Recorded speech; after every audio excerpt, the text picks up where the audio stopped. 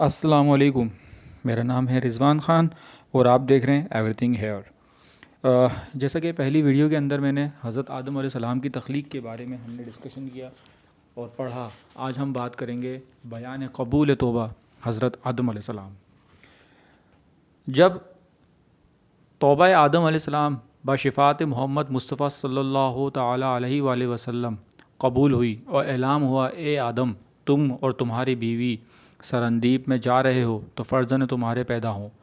آدم علیہ السلام بارضا الہی خطہ ہندوستان میں اور بدوش باش اختیار کی۔ ایک روز جبرائیل علیہ السلام 7 ٹکڑے لوہے کے لے کر ان کے پاس آئے تاکہ ان کو آہن گری سکھا دیں۔ حاجت آگ کی ہوئی، آواز آئی، اے جبرائیل علیہ السلام، آگ مالک کی دوزخ سے مانگ لے۔ جب انہوں نے آگ لا کر آدم علیہ السلام کو دی، گرمی اور تپش سے ان کا ہاتھ جلا۔ آدم نے زمین پر آگ ڈال دی، وہ آگ 7 طبق زمین کے چھید کر پھر دوزخ میں چلی گئی، اور خبر ہے کہ اس طرح 7 دفعہ دوزخ سے آگ لائے پھر دوزخ میں جا داخل ہوئی۔ آواز آئی، اے جبریل، 7 دریائے رحمت سے دھو کر اسے لاؤ، تب ٹھہرے گی۔ اور کعبہ لاہبار نے لکھا، حضرت جبرائیل آگ لانے میں عاجز رہے، تب حق تعالیٰ کا ارشاد ہوا آدم علیہ السلام کو کہ انہوں نے پتھر سے چمچماک بجھاڑ کر آگ نکال لی، اور جبرائیل علیہ السلام نے ان کو آہن گری سکھلائی اور آلات کی کھیتی کرنے کے ذریعہ درست کیے۔ جبرائیل علیہ السلام نے ایک جوڑا بہشت سے لا دیا، اور بعض نے کہا 2 گائیں عین البقر سے لا دی، اور ایک مشت گندم بہشت سے لا دیا، اور کہا تو اپنے ہاتھ سے زراعت کر کے اس سے اپنی غذا حاصل کر۔ تب آدم علیہ السلام نے وہ دانہ زمین پر چھڑک دیا، اور ہل جھوتا۔ جب بیل کچھ چلنے لگی تب حضرت آدم علیہ السلام نے اس پر ایک لکڑی ماری۔ بیل نے کہا، اے آدم، مجھ کو کیوں مارتا ہے؟ اگر تجھے عقل ہوتی تو اس دنیا میں نہ پھنستا۔ آدم علیہ السلام نے اس بات کو سن کر غصے میں آ کر اس بیل کو چھوڑ دیا اور خود وہاں سے چل دیے۔ پھر حضرت جبرائیل علیہ السلام حضرت آدم علیہ السلام کے پاس آئے اور کہا، تم کہاں جا رہے ہو؟ حضرت آدم علیہ السلام نے کہا، بیل نے مجھے سرزنش کی۔ حضرت جبرائیل علیہ السلام نے فرمایا، جو شخص اللہ تعالیٰ کی نافرمانی کرے گا وہ رنج میں گرفتار رہے گا، اور تم کو رنج و عذاب برداشت کرنا ہے، تبھی نعمت کھاؤ گے۔ پھر حضرت آدم علیہ السلام نے دوسری دفعہ ہل جوتا شروع کیا، پھر بیل کجی کرنے لگا۔ پالان گردن میں، جس کو ہندی زبان میں جولا کہتے ہیں، نیچے گر گیا اور کھڑا ہو گیا۔ پھر حضرت آدم علیہ السلام نے اس کی لکڑی ماری، تب بیل نے رو بسوئے آسمان کیا اور رو دیا۔ پس آدم علیہ السلام نے اس کو دق ہو کر چھوڑ دیا اور چلے گئے۔ پھر جبریل علیہ السلام نے تشریف لائے اور کہا، وہ بولے کہ بیل نے آرزو ہو کر اللہ تعالیٰ کی درگاہ میں تذرہ کیا۔ حضرت جبرائیل علیہ السلام نے کہا، اللہ تعالیٰ نے تم کو سلام کہا ہے اور فرمایا تم بہشت میں بھی ایسا ہی کیا تھا، تب اس وقت تم پر اذیت ہو گئی اور تم بیل پر سختی کرو گے تو پھر درست نہ ہوگا۔ تم جلد جاؤ اور اپنے کام میں مصروف رہو، میں بیلوں کی زبان پر مہر کر دوں گا تاکہ وہ بات نہ کر سکے، تب اچھی طرح ان سے کام لو۔ پھر آدم علیہ السلام کھیتی کرنے مشغول ہوئے، زمین پر گیہوں کی بکھیرا بارہ لایا اور پختہ ہوا تب کاٹ لی۔ یہ سب 7 گھڑی میں تیار ہوا۔ زمین نے کہا، اے آدم، مجھے معاف رکھو، میں ضعیف ہوں، گر نہ ہو ابھی جلدی تم کو گیہوں نہ دیتی۔ آدم نے جب گیہوں کو مل کر صاف کر کے کھانا چاہا تب حضرت جبرائیل علیہ السلام نے فرمایا، اول گیہوں کو پیس پانی کے ساتھ خمیر کر کے آگ میں سینک۔ حوا علیہ السلام نے ان سے تعلیم پا کر اپنے ہاتھ سے پیس کر پانی کے ساتھ خمیر کر کے روٹی پکا کر آدم کے سامنے لا کر رکھیں، اور آدم علیہ السلام نے چاہا کھاویں۔ حضرت جبرائیل علیہ السلام نے فرمایا، ذرا تعمیل کیجیے۔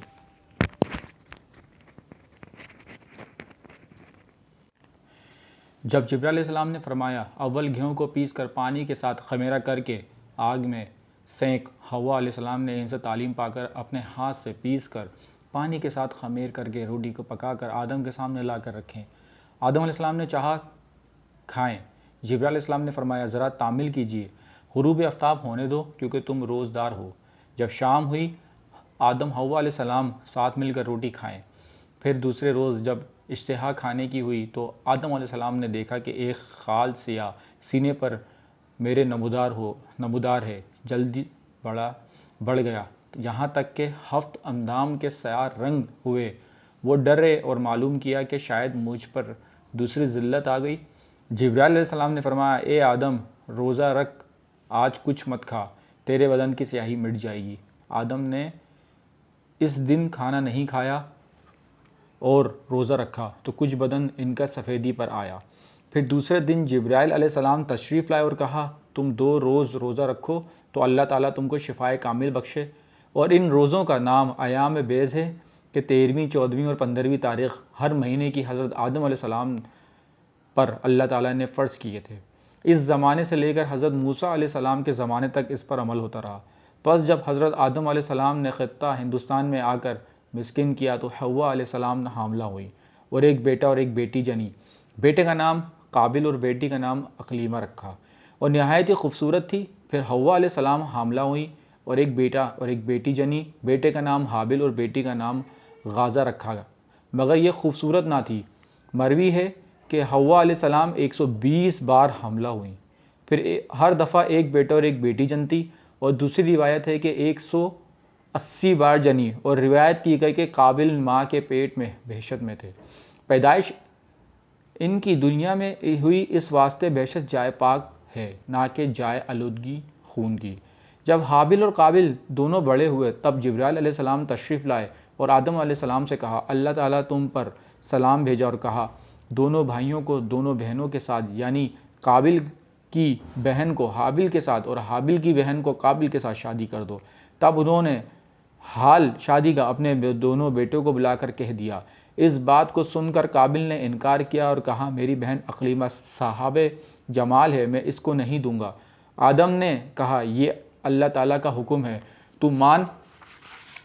اس لیے کہا نہیں، اگر تم حابل کو دوست رکھتے ہو، یہ سبب دوستی کے تب کہتے ہو، پہلے جس نے عدل حکمی اپنے ماں باپ کی وہ قابل ہی تھا۔ آخر آدم علیہ السلام نے بموجب حکم اللہ کہ قابل کی بہن کی شادی حابل کے ساتھ ہوئی اور حابل کی بہن کی شادی قابل کے ساتھ کر دی۔ بعد اس کے قابل نے حسد سے حابل کو کہا، میری بہن اقلیمہ کو طلاق دے تو میں اپنی خدمت میں رکھوں گا۔ حابل نے کہا، یہ میری بیوی ہے، میرے باپ نے اس کے ساتھ شادی کر دی ہے، میں ہرگز اپنے والد کا حکم رد نہ کروں اور اللہ کا حکم بجا رکھوں۔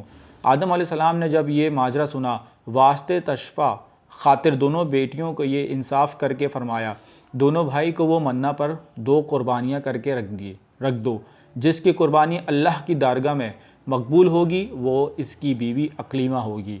پس دونوں بیٹیوں نے حسب حکم باپ کے کئی بکریاں لا کر ذبح کر کے کوہ منہ پر رکھ دیں، مصداق اس آیت کی، وَأَتْلُو عَلَيْهِمْ نَبَأَ ابْنَيْ أَقْمُلْ بِالْحَقِّ إِذْ قَرَّبَنَا فَقُبَلَ مِنْ أَحْلِهِمَا وَلَا يَتَقَبَّلُ مِنَ الْآخِرِ۔ ترجمہ، اور سنا ان کو تحقیق اور احوال آدم کے بیٹوں کو، جب نظر مانی دونوں نے کچھ نظر، پھر قبول ہوئی ایک اور نہ قبول ہوئی دوسرے سے، غرض دونوں بھائیوں نے قربانی کو کوہ منہ پر رکھ کر دعا مانگی، یا الہی قربانی ہماری قبول کر۔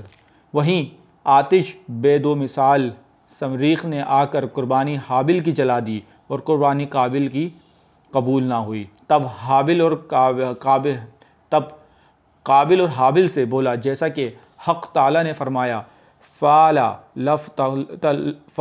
لَقَتَلُوكَ۔ ترجمہ، قابل نے حابل کو کہا، میں تجھ کو مار ڈالوں گا، قربانی تیری قبول ہوئی۔ حابل نے کہا، قَالَ إِنَّمَا يَتَقَبَّلُ اللَّهُ مِنَ الْمُتَّقِينَ۔ ترجمہ، حابل بولا، اللہ تعالیٰ نے قربانی قبول کرتا ہے پرہیزگاروں کی۔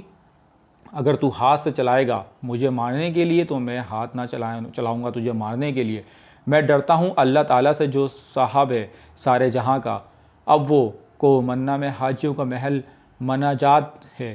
قربانی اب تک اس جگہ پر ہوتی ہے۔ آدم کے زمانے میں کوہ آتش حاکم تھی، جو چیز انصاف کے واسطے اس پر رکھ دیتے، غیب سے آگ آ کر اسے جلا دیتی تو اللہ کی درگاہ میں وہ مقبول ہوتی۔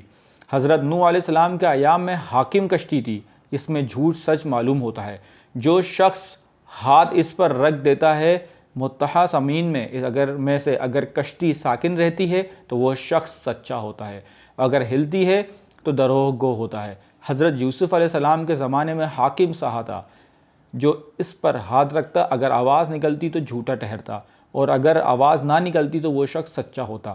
حضرت داؤد علیہ السلام کے وقت میں حاکم زنجیر تھی آسمان سے لٹکی ہوئی، جو متخاں زمین میں اس پر ہاتھ ڈالتا وہ زنجیر اس کے ہاتھ میں آ جاتی اور راست گو ہوتا، اور اگر نہ ہوتی تو جھوٹا ٹھہرتا۔ حضرت سلیمان علیہ السلام کے عہد میں حاکم سراغ سومنہ کا تھا، متخاں زمین پر کے پاؤں میں اس میں ڈالتے، اگر پاؤں اس میں نہ اٹکتا تو وہ شخص سچا ہوتا، اور اگر پھنس جاتا تو وہ دروغ کو ٹھہرتا۔ حضرت زکریا کے زمانے میں قلم آہینی تھی، قلم کو حکم تھا کہ نام اپنا لکھ پانی میں ڈال دو، اگر وہ پانی پر تیرتا تو وہ آدمی سچا ہوتا، اگر ڈوب جاتا تو وہ جھوٹا ٹھہرتا۔ حضرت محمد مصطفیٰ صلی اللہ تعالی علیہ وآلہ وسلم کا وقت پہنچا، تب حق تعالیٰ نے ان سب احکام گزشتہ کو منسوخ کر کے گواہوں پر رکھا، اور حضرت صلی اللہ تعالی علیہ وآلہ وسلم کو فرمایا، اے محمد ظالم جھوٹے اور سچے کو خوب جانتا ہو، جو سچا ہوگا اس کو جزا نیک ملے گی، اور جو کہ ضب ہوگا جزا اس کے بدلے ملے گی۔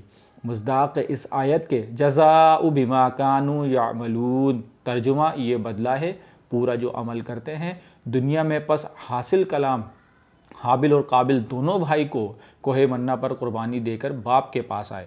آدم علیہ السلام نے، اے قابل تیری بہن اقلیمہ اب حابل پر حلال ہوئی اور تجھ پر حرام۔ قابل اس بات کو سن کر مار ڈالنے کی تدبیر میں رہا اور وقت فرصت پر نگاہ رکھتا تھا، کیونکہ اس دفعہ کریں اور اس زمانے تک کسی نے کسی کو خون ریزی نہیں کی تھی، مگر قابل نے حابل کو ناحق مارا تھا۔ ایک روز قابل نے حابل سے کہا، میں تجھ کو مار ڈالوں گا اس واسطے کہ تیرے سب فرزند کہیں گے قربانی ہمارے باپ کی قبول ہوئی، تمہارے باپ کی نہیں۔ حابل نے کہا، اے بھائی اس میں میرا کیا تقصیر، اللہ عادل ہے۔ اچھا اگر تو مجھے مارے گا میں تجھ کو نہیں ماروں گا، حق برادری بجا لاؤں گا، مگر تو روز محشر عند اللہ ماخوذ ہوگا، اور مستو جب دوزخ ہوگا اور میں خلاصی پاؤں گا۔ اس بات کو سنتے ہی اس کا دشمن جانی ہوا۔ ایک روز ایسا اتفاق ہوا کہ حضرت آدم علیہ السلام حج کو گئے۔ قضاء الہی سے ایک روز قابل نے حابل کی بکری خانے کے پاس جا کر دیکھا، وہ منگل کا دن تھا، حابل اس میں سوتا ہے، اس متردو ہوا کہ اس کو کس طرح مار ڈالوں۔ قضاء الہی سے گریز نہ تھا۔ اس وقت شیطان بصورت ایک شخص کے ایک سانپ ہاتھ میں لے کر سامنے قابل کے آ کر پتھر زمین سے اٹھا کر سانپ پر مارا، سانپ مر گیا، وہاں سے غائب ہو گیا۔ تب قابل نے ابلیس لعین سے تعلیم پا کر ایک پتھر زمین سے اٹھا کر حابل کے سر پر مارا اور حابل مر گیا۔ مردہ خدا کی درگاہ میں عاصی اور کافر ہوا، بعد میں گدھ اس پر آ گرے۔ قابل متردو ہو کر اس کو کیا کرنا چاہیے، آخر اس کی لاش کو کندھے پہ لے کر وہ عالم کے پھرنے لگا۔ جس زمین پر لہو اس کا گرا زمین شور ہو گئی۔ پھر اللہ تعالیٰ کو منظور نہ تھا کہ اپنی دوست کی نصیحت کرے، تب کوے کو بھیجا، جیسا کہ ان اللہ جل شانہ نے فرمایا، فَبَعَثَ اللَّهُ عَغْرَابًا بَيْحَثُ فِي الْأَرْضِ لِيَرِيهِ كَيْفَ يُوَارِي سَوَاتُ أَخِيهِ۔ ترجمہ پھر بھیجا اللہ تعالیٰ نے ایک کوے کو کریت زمین کو، اسے دکھا دے کس طرح چھپاتا ہے میت اپنے بھائی کی۔ خلاصہ یہ ہے کہ دو کوے اللہ تعالیٰ نے بھیجے، وہ دونوں آپس میں لڑے، ایک نے دوسرے کو مار ڈالا، پھر اپنے چنگل سے منقار سے زمین کو کھود کر قبر کی مثال بنا کر اس کوے کو گاڑ کر چلا گیا۔ پس قابل نے کہا، قولہ تعالی قال یا ویلتا اعجزت ان اقول مثل ھذا الغراب فاوری سوات اخی فاصبح من النادمین۔ ترجمہ قابل بولے، اے خرابی، مجھ سے اتنا نہ ہو سکا، ہو جاؤں برابر اس کوے کے کہ میں چھپاؤں عیب اپنے بھائی کا۔ پھر پچھتانے لگا۔ سورہ مائدہ میں تفسیر میں لکھا ہے، اس سے پہلے کوئی انسان نہیں مرا تھا جس سے معلوم ہوتا کہ مردے کے بدن کو کیا کرنا چاہیے۔ حابل نے قابل کو مار ڈالا، اس کا بدن پڑا رہے گا تو لوگ دیکھ کر مجھ کو پکڑیں گے، تب اس کو مانند پشتارے کے باندھ کر کئی روز لے کر پھر آخر اللہ تعالیٰ نے ایک کوے کو بھیجا۔ اس نے اس کو دکھا کر زمین کریت کر دوسرے مردے کوے کو دفن کیا تو اس نے دفن کرنے کا طور دیکھا اور بھائی کی خیر خواہی دوسرے حق میں دیکھی، تب وہ اپنی جمالی سے پشیمان ہوا۔ اس نے کوے کا حال دیکھ کر قبر کھودی اور حابل کو دفن کیا۔ بعد وہ جانے کے مقصد کیا، اس وقت جناب باری تعالیٰ نے آواز آئی، اے زمین قابل کو داب لے۔ تب حکم الہی سے زمین نے اس کو زانوں تک داب لیا۔ جب قابل نے رو بسوئے آسمان کیا اور کہا، خدایا ابلیس بھی تیری درگاہ میں مردود ہے، اس کو بھی زمین داب لیتی۔ آواز آئی، ملعون ابلیس نے اپنے بھائی کی خونزیری نہیں کی تھی۔ وہ پھر بولا، خدایا میرے باپ بھی گندم کھا کے عاصی ہوا، اس کو بھی زمین میں دفن کر دیتے۔ پھر جب جناب باری اس پر عتاب ہوا، وہ مردود تیرے باپ نے قطع صلہ رحم کیا تھا جیسا کہ تو نے کیا۔ پھر قابل کو سینے تک زمین نے دبا لیا۔ جب اس نے کہا، یا رب قسم ہے تیری کہ میں نے اپنے باپ سے سنا کہ میں توبہ اس کلمہ کی برکت سے قبول ہوئی جو میں نے عرش پر لکھا دیکھا، لا الہ الا اللہ محمد الرسول اللہ، اس کلمے کی برکت سے میرا گناہ بخش دے۔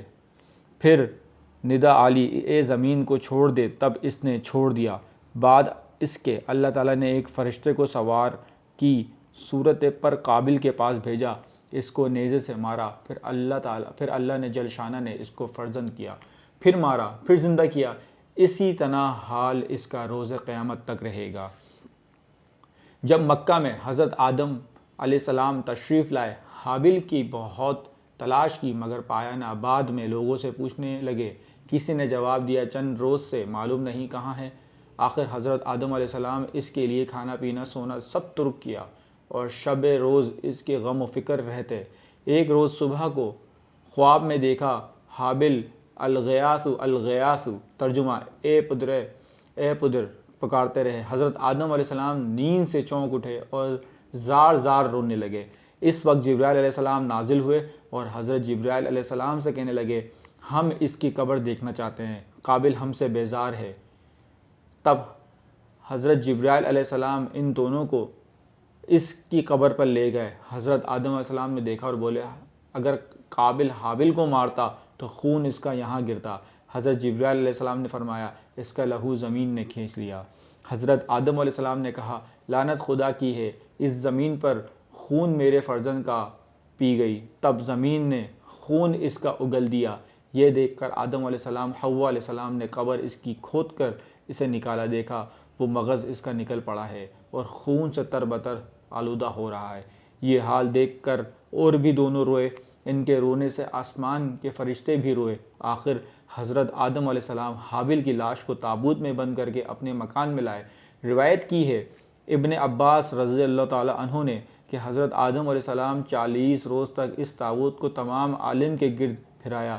جس موضع سے وہ جاتے وہ موضع یہ ظلم دیکھ کر روتا، اور ہوش و طیور پرندے بھی اس حال پر گرایا وزاری کرتے اور کہتے، بھاگنا چاہیے انسان سے کہ وہ بے وفا ظالم اپنے بھائی کو مار ڈالتے ہیں۔ بعد اس کے حضرت آدم علیہ السلام حابل کو اپنے مکان پر لا کر دفن کیا۔ اس وقت ان کے فرزند 120 تھے۔ اس وقت تک سوائے حابل کے کوئی بھی نہ مرا تھا۔ سب بیٹوں نے تب سے اپنے باپ کے پاس آ کر عرض کی، ہم کچھ روپے پیسے چاہتے ہیں، اس سے کماویں اور سوداگری کر کے دکھاویں۔ تب حضرت جبرائیل علیہ السلام ایک مٹی سونا اور ایک مٹی چاندی لا دی۔ حضرت آدم علیہ السلام نے، اس قدر چاندی اور سونے سے ہمارے فرزندوں کو کیا ہوگا، وہ اس سے تجارت کر کے کھائیں گے۔ پھر غیب سے آواز آئی، سونے اور چاندی کو پہاڑوں میں ڈال دے تاکہ وہاں سے تھوڑا تھوڑا نکال کر قدر حال تجارت کر کے دکھائیں تو وہ قیامت تک کم نہ ہوگا۔ پس بعد 1000 سال حضرت آدم علیہ السلام بیمار ہوئے۔